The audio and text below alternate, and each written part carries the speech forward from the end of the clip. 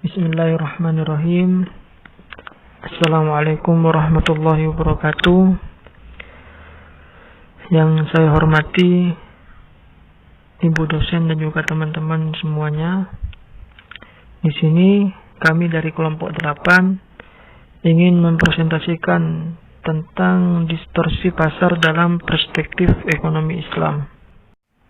Pengertian distorsi pasar. Pertama, pengertian distorsi dalam Kamus Besar Bahasa Indonesia adalah sebuah gangguan yang terjadi atau pemutarbalikkan suatu fakta, aturan, dan penyimpangan dari fakta yang seharusnya terjadi. Sedangkan pasar secara umum dapat dikatakan sebagai suatu tempat bertemunya antara penjual dengan pembeli. Jadi, dapat disimpulkan adalah distorsi pasar adalah sebuah gangguan yang terjadi terhadap sebuah mekanisme pasar yang sempurna menurut perspektif Islam, ataupun bisa juga dikatakan bahwasanya distorsi pasar ialah suatu fakta yang terjadi di lapangan yang mana fakta tersebut tidak sesuai dengan teori yang seharusnya terjadi dalam sebuah mekanisme pasar. Dalam distorsi pasar ada 3 bentuk. Yang pertama yaitu rekayasa penawaran dan permintaan. Yang kedua adalah tadlis atau penipuan.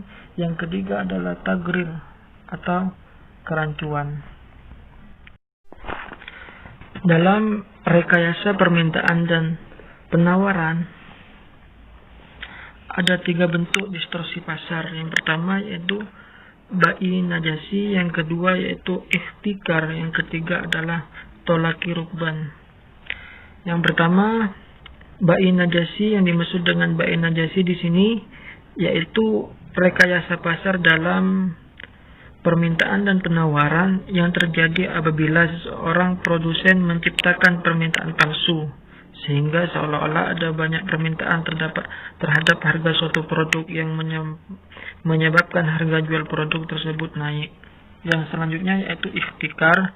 Ihtikar di sini adalah membeli dan menahan sesuatu untuk dijual kembali dengan harga tinggi.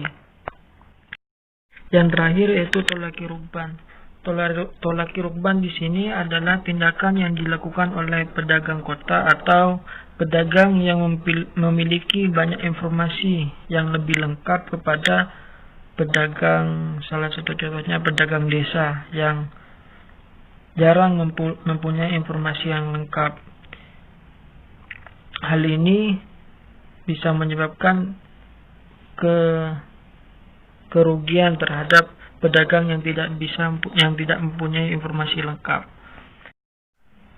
Yang kedua yaitu tadlis atau penipuan.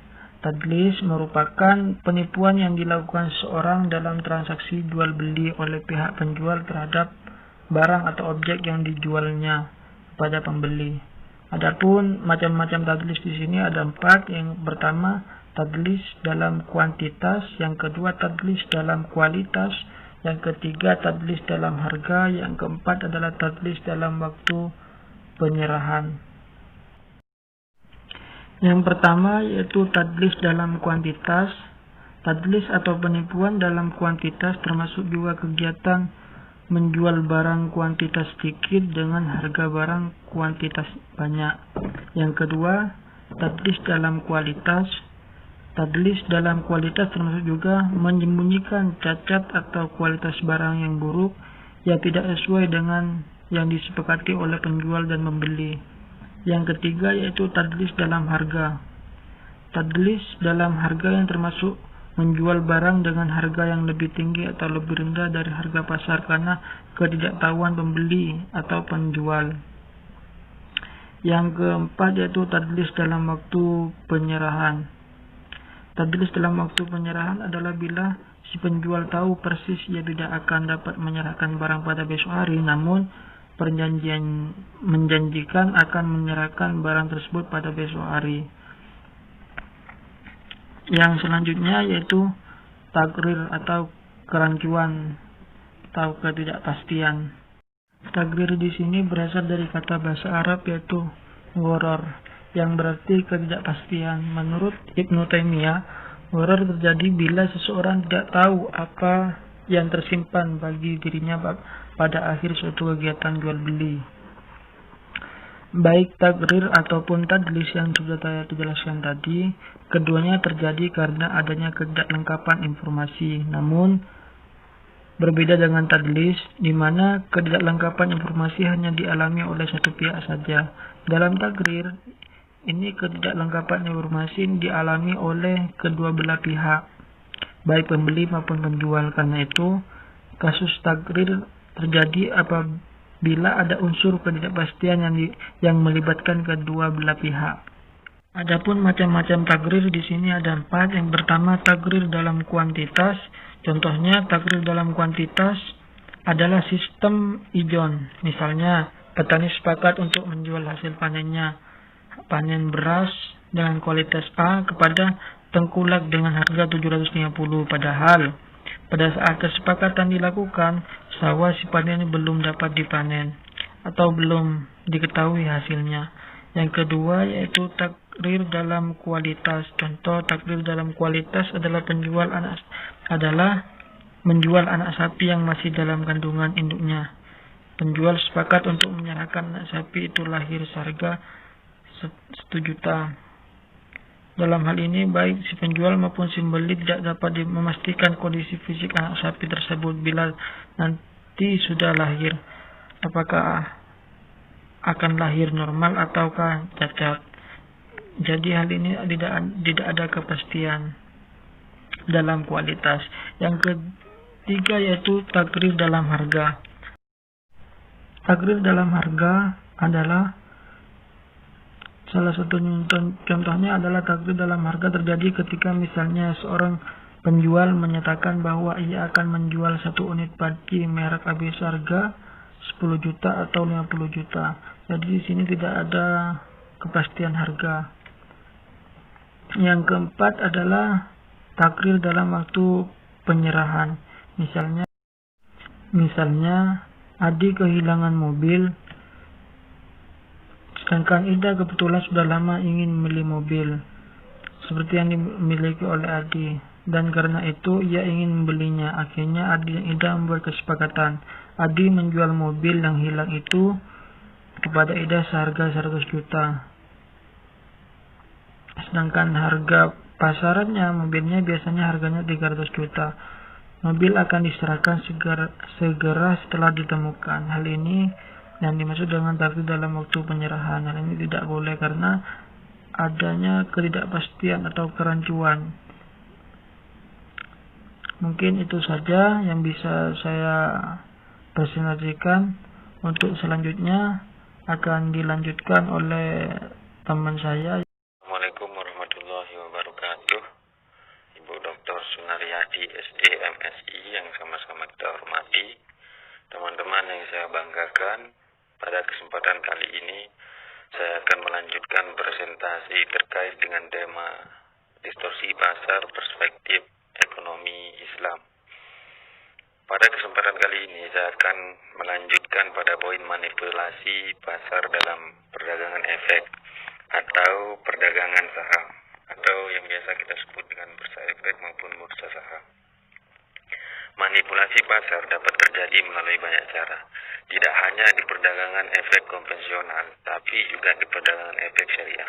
Karenanya sangat penting untuk mengatur perdagangan efek yang didasari prinsip-prinsip kehati-hatian dan dirancang untuk mencegah dan menghalangi segala jenis kegiatan manipulasi. Di Indonesia, pada tahun 2011, Bursa Efek Indonesia atau BEI mengaplikasikan mekanisme perdagangan saham syariah yang sampai sekarang masih diyakini sebagai yang pertama di dunia. Memang sebelumnya, negara-negara seperti Amerika Serikat, Turki, Arab Saudi, Uni Emirat Arab, Pakistan, Inggris, Malaysia, dan negara-negara lainnya telah lebih dahulu mengaplikasikan bursa efek syariah. Tapi di Indonesia dimulai pada tahun 2011. Sama halnya dengan bursa efek konvensional, bursa efek syariah juga tidak lepas dari kecurangan-kecurangan yang akan mengganggu mengganggu mekanisme pasar yang ada di bursa efek.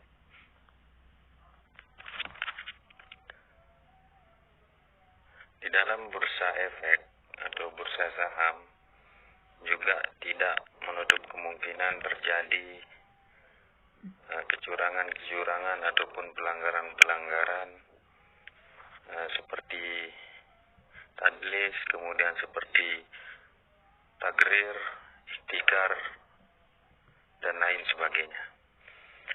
Berikut kami akan mengklasifikasikan manipulasi perdagangan saham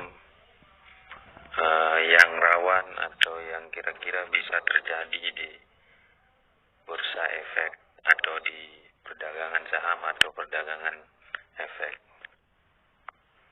Berikut adalah klasifikasi manipulasi perdagangan saham atau perdagangan efek. Kami mengklasifikasikan pelanggaran atau manipulasi pasar dalam perdagangan efek atau saham menjadi 3 bagian. Yang pertama yaitu berbasis informasi atau pelanggaran yang berbasis informasi. Kemudian yang kedua adalah pelanggaran atau kecurangan yang berbasis tindakan. Kemudian yang ketiga yaitu berbasis perdagangan. Di dalam pelanggaran atau kecurangan yang berbasis informasi, yang pertama yaitu misleading information.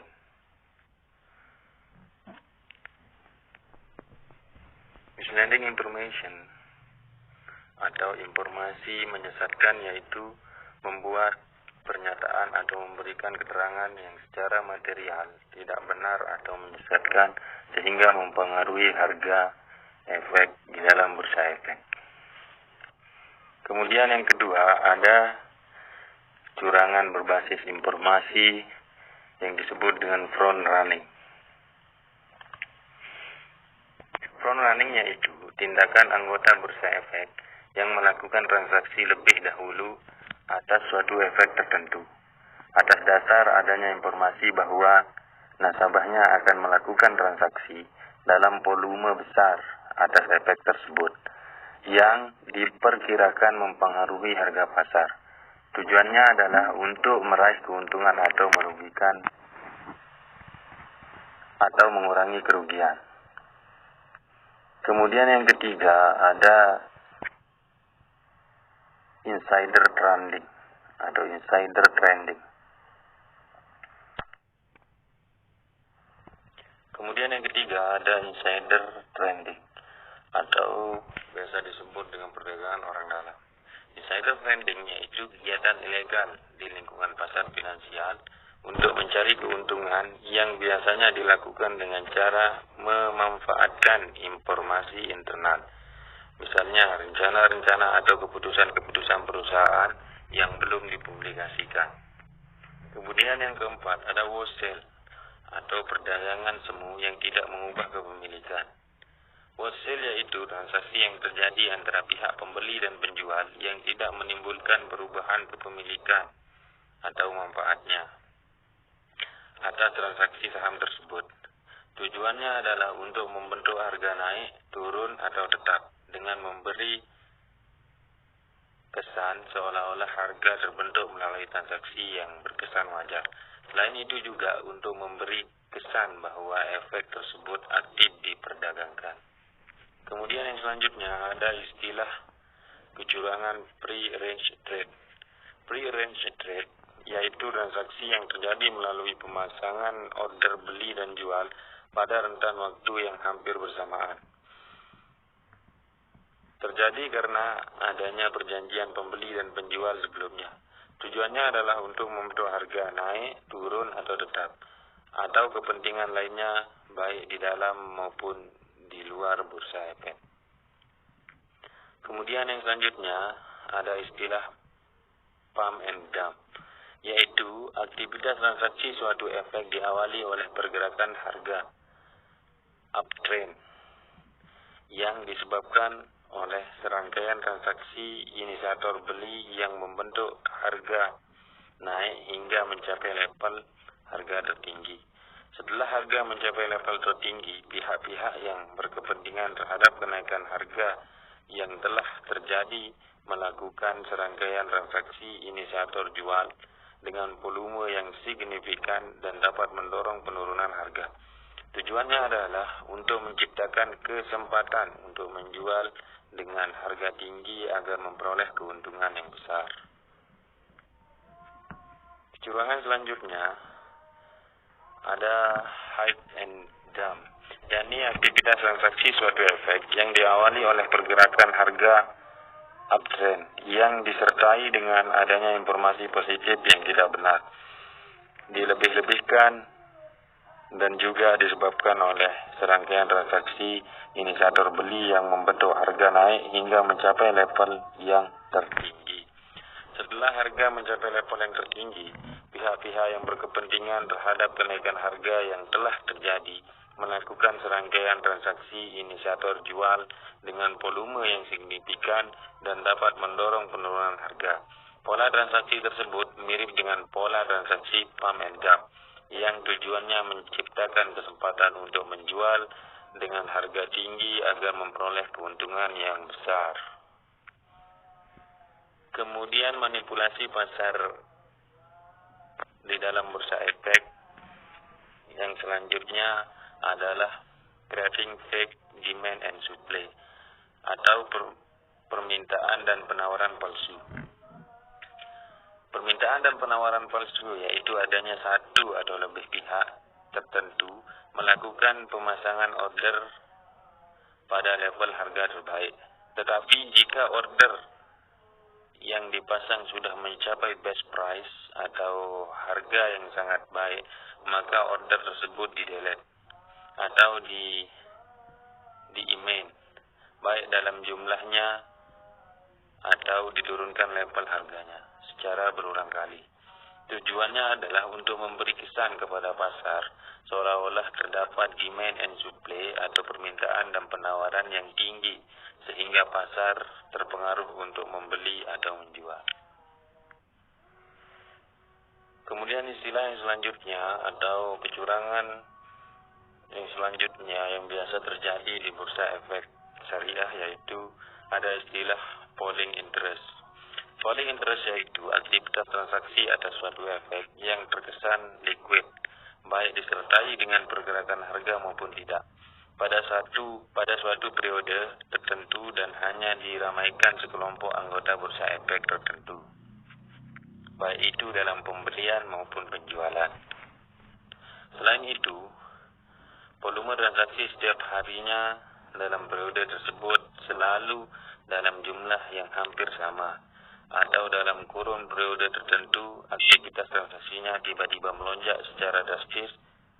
Tujuannya adalah untuk menciptakan kesempatan untuk dapat menjual atau mengumpulkan saham atau menjadikan aktivitas saham tertentu dapat dijadikan benchmark. Istilah selanjutnya yang sering terjadi di bursa efek syariah yaitu kecurangan polling interest. Polling interest yaitu aktivitas transaksi atas suatu efek yang terkesan liquid, baik disertai dengan pergerakan harga maupun tidak, pada suatu periode tertentu dan hanya diramaikan sekelompok anggota bursa efek tertentu. Selain itu, volume transaksi setiap harinya dalam periode tersebut selalu dalam jumlah yang hampir sama, atau dalam kurun periode tertentu aktivitas transaksinya tiba-tiba melonjak secara drastis ataupun tidak. Tujuannya untuk menciptakan kesempatan untuk dapat menjual atau mengumpulkan saham atau menjadikan aktivitas saham tertentu dapat dijadikan benchmark. Istilah selanjutnya yaitu ada istilah cornering, yaitu pola transaksi ini terjadi pada saham dengan kepemilikan publik yang sangat terbatas. Terdapat upaya dari pemegang saham mayoritas untuk menciptakan suplai semu yang menyebabkan harga menurun pada pagi hari dan menyebabkan investor publik melakukan short selling. Kemudian ada upaya pembelian yang dilakukan pemegang saham mayoritas hingga menyebabkan harga meningkat pada sesi sore hari, yang menyebabkan pelaku short sell mengalami gagal serah atau mengalami kerugian karena harus melakukan pembelian di harga yang lebih mahal. Kemudian kecurangan selanjutnya ada istilah marking at the close atau pembentukan harga penutupan. Marking at the close yaitu penempatan order jual atau beli yang dilakukan di akhir hari perdagangan yang bertujuan menciptakan harga penutupan sesuai dengan yang diinginkan, baik menyebabkan harga ditutup meningkat, menurun, ataupun tetap dibandingkan harga penutupan sebelumnya. Istilah yang terakhir dalam pelanggaran atau manipulasi pasar di dalam bursa efek yaitu alternate trade. Alternate trade yaitu transaksi dari sekelompok anggota bursa tertentu dengan peran sebagai pembeli dan penjual secara bergantian, serta dilakukan dengan volume yang berkesan wajar. Adapun harga yang diakibatkannya dapat tetap naik ataupun turun. Tujuannya adalah untuk memberi kesan bahwa suatu efek aktif diperdagangkan. Itulah tadi klasifikasi manipulasi pasar di dalam perdagangan saham atau perdagangan efek. Selanjutnya adalah kita akan masuk dalam poin peran pemerintah dalam mengatasi distorsi pasar. Apa saja peran pemerintah dalam mengatasi distorsi pasar atau kerusakan dalam mekanisme pasar, khususnya yang terjadi dalam bursa efek ataupun bursa saham. Ketika terjadi kegagalan pasar atau distorsi pasar, maka pemerintah harus turun tangan, memastikan mekanisme pasar yang adil dan kembali bekerja. Menurut Islam, negara memiliki hak untuk melakukan investasi dalam kegiatan ekonomi yang tidak mampu dilaksanakan oleh masyarakat. Di dalam Fatwa DSN MUI nomor 18/DSN MUI /3/2011, jika terjadi perselisihan di antara para pihak, maka penyelesaian dilakukan dengan musyawarah atau mufakat. Dalam hal tidak tercapai kemufakatan, maka penyelesaiannya dapat dilakukan melalui badan arbitrasi syariah atau berdasarkan perundang-undangan yang berlaku berdasarkan prinsip syariah. Baik, itu tadi presentasi dari kami terkait dengan tema distorsi pasar perspektif Islam. Terima kasih atas perhatiannya. Wassalamualaikum warahmatullahi wabarakatuh.